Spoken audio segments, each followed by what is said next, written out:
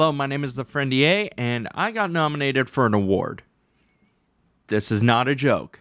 No, I'm being dead serious. This is not clickbait by any means. I got nominated for the Lifetime Achievement Award at the Horror Game Awards, and I genuinely feel terrible about it. Don't get me wrong whatsoever. I'm incredibly honored to be put in this picture thing, even if it's decided by a jury. It's not really like a community thing of game developers. I'm not actually sure how it's decided, but someone thought I was good enough to be put up here with all these people, and it gave me this weird sense of imposter syndrome.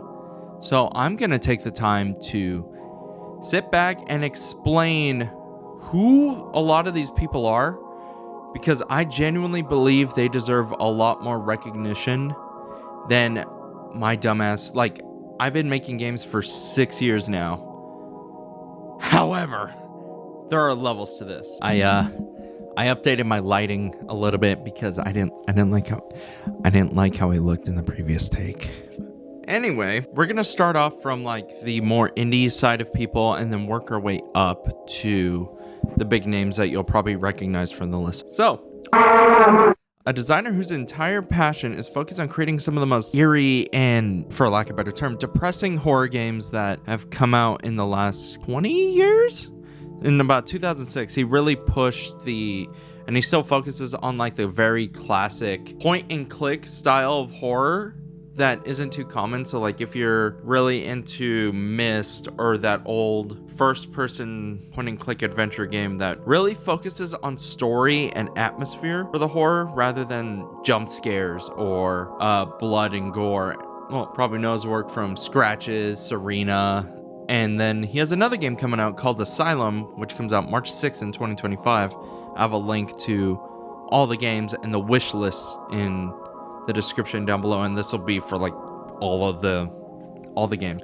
In a similar vein of all these indies, we have, what is it? Yeah, Kitty Horror Show. That is her handle on Twitter, and I think her itch.io.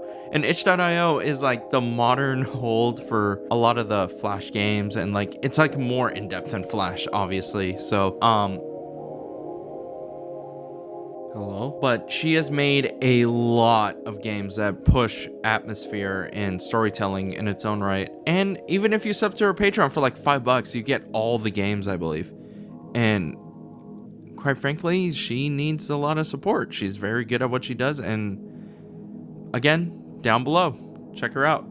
Up next, Papa Combo is one of my favorites because it's a huge studio throwback to all the PS1 style horror games. So think of a Silent Hill aesthetic mixed with Manhunter. Is it Manhunter? Anyway, if you love the PS1 style of graphics and even early PS2, want to really feel the 1980s slasher style of horror, check out all their stuff. Their aesthetic is so cool. They're really funny on Twitter. They just keep pumping out good stuff. I know you can buy a couple of games on Steam. I think it's only 3. So if you go to their website, you get access to all their stuff. I don't know if it's because it's too edgy or just couldn't get through Steam or whatever, but pinnacle of very cool retro revitalization. He is on here. And if you don't know who he is, you know his game, Alone in the Dark. The original Alone in the Dark 3. So my question is, why am I on here with one of the most influential designers of the last 40 years? Because without him, we wouldn't have Resident Evil, we wouldn't have Silent Hill, we wouldn't have the baseline for a lot of modern horror games. Why is he not automatically getting this? You probably know her from her E3 2019 viral clip showing off Ghostwire Tokyo. She was very beloved by the internet, and she's very sweet. She seems incredibly sweet. Not only is she a CEO, creative director of Unseen, and of course she made Ghostwire Tokyo, she also made Bayonetta and Okami. The fuck, man? Honestly, I was not familiar with his work until this list came out, and then I checked out his games. He's making a trilogy of 5 games in 6 years. The third one just came out called Echostasis. And his style really pushes that really cool modern CRT with the N64 shooter with like, I call it retro gothism. Really dope. I've only played Echostasis, so I have to check out the other two. And even the like little demos he came across with, they have like pseudo prequel energy in it, if that makes sense. Also, the soundtrack kind of bangs. It lays pipe hard.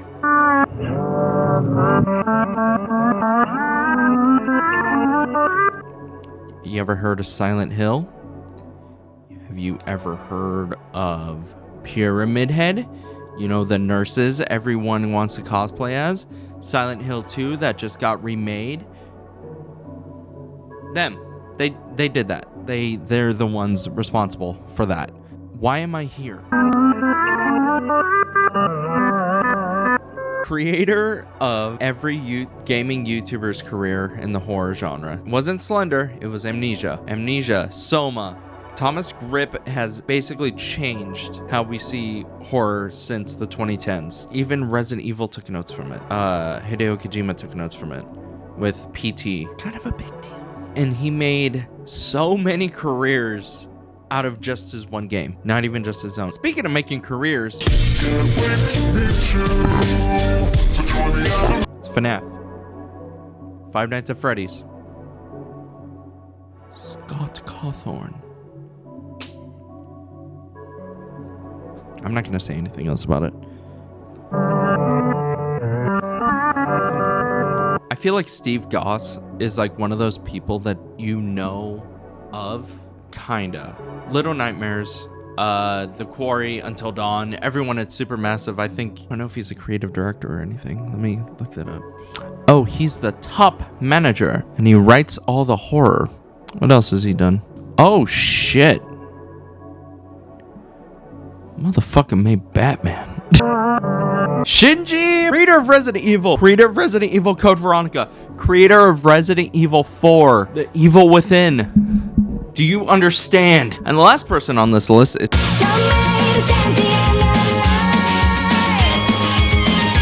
I've talked about Sam Lake a lot on this channel. I did a whole like 30-minute video about his passion for horrors and storytelling, especially with Alan Wake, Max Payne, like all of his themes of drug abuse, depression, and artistic push. And even recently when he was talking about I believe he was in an investor meeting, he was talking about how the studio at Remedy pushes to make marketable games, but he still pushes for artistic integrity, which is awesome. I'm kind of a fanboy, if I'm being honest. And now this comes back to the last point. Me.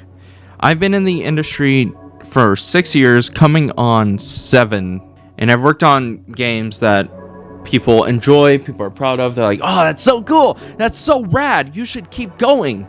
And I am. I feel like I'm nominated not for any of that. I'm nominated because of Friendier and like helping people in a way. And although people have said I deserve to be on here, I don't think so. It's not. I'm going to keep it a buck. It's very cool that I'm here. I'm on this list filled with people I've admired my entire life and games I've played my entire life.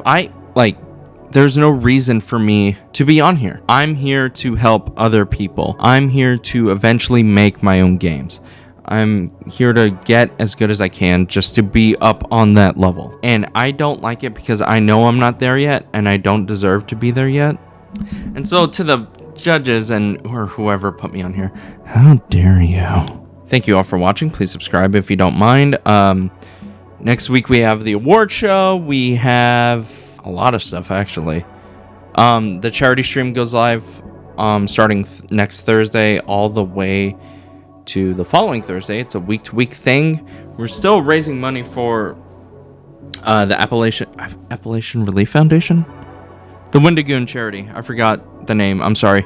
I'll throw it up on the side there. And even all the profits from this video and all the shorts or whatever the fuck are gonna go to it. And it'll be a good time. I think it'll be great. I think it will be fantastic. We're playing through every Halo game. And then I wonder if I can get someone from Bungie or 343 to hop on a call and talk a little bit. I don't know. Other than that, That's all I got for you. I will see you soon. Oh, wait, hold on. If you're watching this on the day of launch, I should be streaming. Probably around 7 p.m. PST. I don't know how to end videos.